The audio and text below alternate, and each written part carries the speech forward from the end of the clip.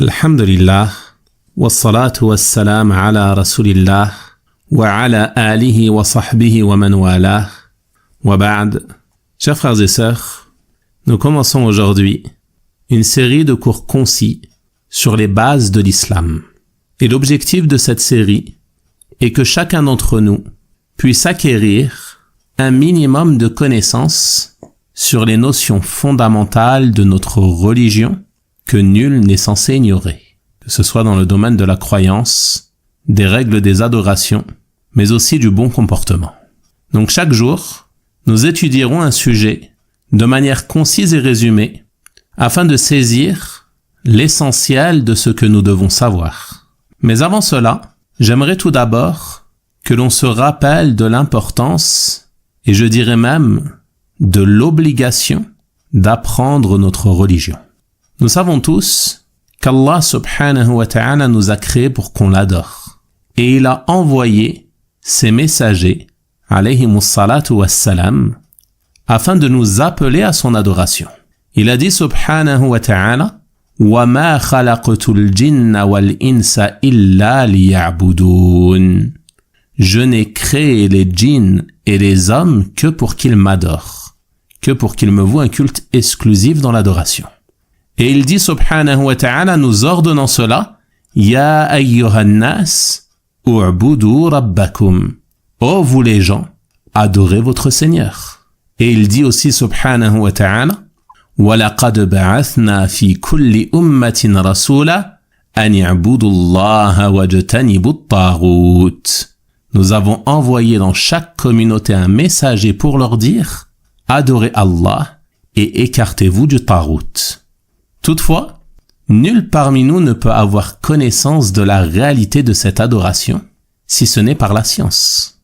Comment pourrait-on savoir quelle est l'adoration qui doit être vouée à Allah et qu'il nous a ordonnée si l'on restait ignorant? Il est donc indispensable de faire des efforts dans l'apprentissage de notre religion. Et c'est pour cela que le messager d'Allah sallallahu alayhi wa sallam a dit « Celui à qui Allah veut du bien, il l'instruit en religion. Il lui accorde la compréhension de la religion. Ceci est un grand bien de la part d'Allah subhanahu wa ta'ala qu'il te permette d'être de ceux qui font des efforts pour apprendre les règles de leur religion. Car plus tu auras de connaissances, plus tu pourras te rapprocher d'Allah subhanahu wa ta'ala de la meilleure manière. Et la recherche de cette science, comme il est venu dans un autre hadith, est une obligation pour tout musulman et pour toute musulmane. Hommes et femmes, grands et petits, personnes âgées et enfants, doivent tous fournir des efforts pour apprendre leur religion. Ceci ne veut pas dire qu'il est attendu de toi que tu y consacres tes journées jusqu'à devenir savant. Mais cela signifie que chacun d'entre nous fournisse un minimum d'efforts pour apprendre ce qui lui incombe de sa religion. Apprendre les bases de la croyance, apprendre les piliers de l'islam, les piliers de la foi, les règles de tes adorations, les règles des ablutions, de la prière, de la zakat si tu as de l'argent, les règles du jeûne, du pèlerinage si tu souhaites l'accomplir et ainsi de suite. Il est obligatoire pour tout musulman et toute musulmane de s'instruire à ce sujet, afin d'apprendre comment adorer Allah subhanahu wa ta'ala et comment s'acquitter de ce qu'Allah subhanahu wa ta'ala a rendu obligatoire pour nous. Tu as besoin de science pour savoir cela. Également, tu as besoin de science pour savoir comment t'écarter de ce qu'Allah subhanahu wa ta'ala a interdit. Et Allah subhanahu wa ta'ala nous a encouragés dans son noble livre à la recherche de la science. Et il nous a indiqué la chose à faire lorsqu'on ne sait pas. Il a dit subhanahu wa ta'ala « Fas'alu ahla dhikri in kuntum la ta'lamun » Demandez aux gens du rappel, aux gens de science, si vous ne savez pas. Celui qui n'a pas de science, il ne doit pas se satisfaire de son ignorance. Et il ne doit pas se laisser aller à pratiquer sa religion sans aucune clairvoyance. Mais il lui incombe de questionner les gens de science. Tu ne dois pas rester ainsi dans l'ignorance, à te détourner ou être plongé dans l'insouciance, mais tu dois plutôt apprendre ta religion. Chercher à t'instruire, afin de savoir qu'est-ce qui est obligatoire pour toi et afin de savoir comment accomplir ses obligations, comment accomplir la prière, comment te purifier, comment jeûner d'une manière qui plaît à Allah, également dans tes échanges avec les gens, quelles sont les règles des ventes et des achats, les règles du mariage, les règles du divorce et ainsi de suite. Tout ceci fait partie des choses auxquelles le musulman doit accorder de l'importance. Également, tu dois chercher à apprendre les choses qu'Allah subhanahu wa ta'ala a interdites afin de t'en préserver. Quels sont les grands péchés, quels sont les interdits d'Allah? Que cela concerne la fornication, la consommation de produits enivrants, le vol, l'injustice et ainsi de suite. Et à commencer par le pire des péchés qui est le polythéisme, le shirk. Il t'incombe de t'instruire à ce sujet afin de savoir qu'est-ce que cela signifie et quel est ce péché duquel tu dois t'écarter et qui est si dangereux.